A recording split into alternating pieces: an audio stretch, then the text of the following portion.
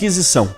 Você já deve ter ouvido falar sobre isso em algum momento da sua vida. Nos livros de história, nas redes sociais, num programa de televisão ou até mesmo em pesquisas mais profundas sobre o tema.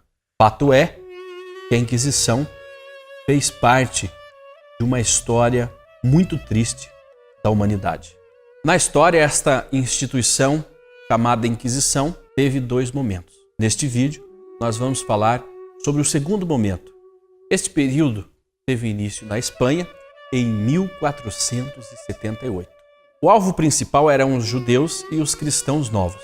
Como eram chamados os recém-convertidos ao catolicismo, acusados de estarem praticando o judaísmo secretamente.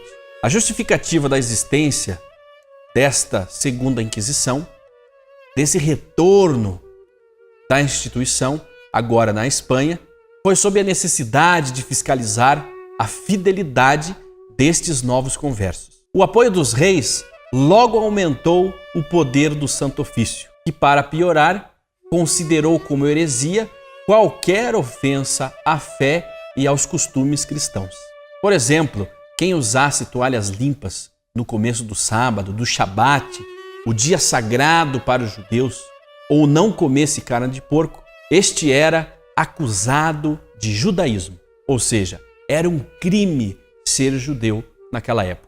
A migração de judeus expulsos da Espanha para Portugal em 1492 fez com que a perseguição se repetisse com a criação do Santo Ofício lusitano em 1536.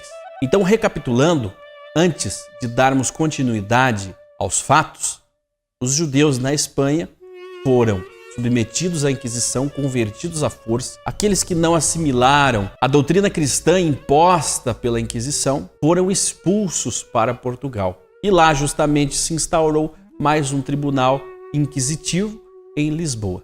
Chegando a uma situação insustentável para estas famílias, para esses indivíduos praticantes de judaísmo ou aqueles recém-convertidos ao cristianismo, mas que de alguma forma mantinham ocultas essas tradições em sua família. Com a instalação do Tribunal da Inquisição em Portugal, estes judeus, estas famílias, se viram obrigados a fugir para o Brasil. O Brasil nunca chegou a ter um tribunal desses, mas emissários da Inquisição aportaram por aqui, no Brasil, entre 1591 e 1767. Chegando ao Brasil, estas famílias de judeus ou cristãos novos, aqueles recém-convertidos, tinham a esperança de viverem aqui uma liberdade religiosa, cultural, mas não foi bem assim. Como o Brasil era uma colônia portuguesa, os emissários do Tribunal Português e Espanhol vinham para o Brasil para aqui verificarem o comportamento destas famílias.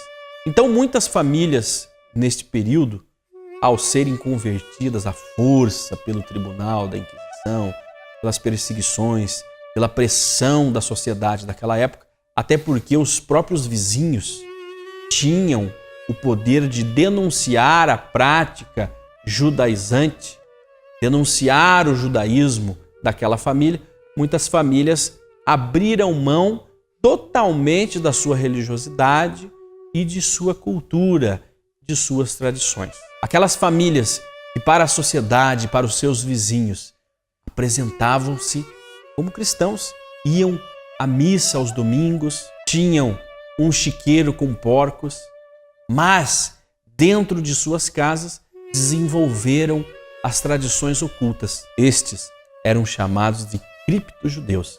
Além dessa ocultação nos costumes e tradições, estas famílias adotaram novos nomes e sobrenomes, hoje conhecidos como Ribeiro, Buarque, Oliveira, Santos, Correia, Lopes e por aí vai, a lista é muito grande. Hoje, muitos anos depois, tudo isso é conhecido. Nós temos acesso a estas informações que foram desenvolvidas, que foram entregues a nós através de pesquisas, através da disponibilização de documentos físicos deste período. Além de pesquisadores do Brasil, historiadores, escritores, pessoas que se dedicaram a pesquisar e divulgar esta causa, nós temos hoje documentos disponíveis relatando com detalhes aquelas famílias que passaram pelo Tribunal da Inquisição. Lembrando que no Brasil esse tribunal não existiu, as pessoas então eram encaminhadas a Portugal para lá serem julgadas e condenadas. Estas informações foram todas disponibilizadas pela Torre do Tombo em Portugal. Hoje é possível fazer até uma consulta online através do site da instituição para saber se a sua família tem o nome registrado nesses documentos. Gerou então uma curiosidade no brasileiro de procurar a sua origem. Afinal de contas, os sobrenomes chamam a atenção. Muitas pessoas têm em suas famílias sobrenomes comuns, aqueles divulgados nas listas de tais documentos. Sabendo disso, muitas famílias, indivíduos foram pesquisar sobre a sua origem, já desconfiados através destas informações. Muitas chegaram à conclusão de que tinham uma ascendência judaica, de que tinham uma origem judaica, de que seus antepassados sofreram e foram perseguidos pela Inquisição. Pois bem, o que fazer a partir deste momento? Você tem duas opções: fazer um retorno àquilo que os seus antepassados foram no passado, ou simplesmente seguir em frente, continuar assim como você está. Eu digo a você que muitas famílias estão optando pela opção número 1, a de retornar às suas raízes judaicas. E é aí que eu apresento a você a Associação e Sinagoga Anusim Brasil.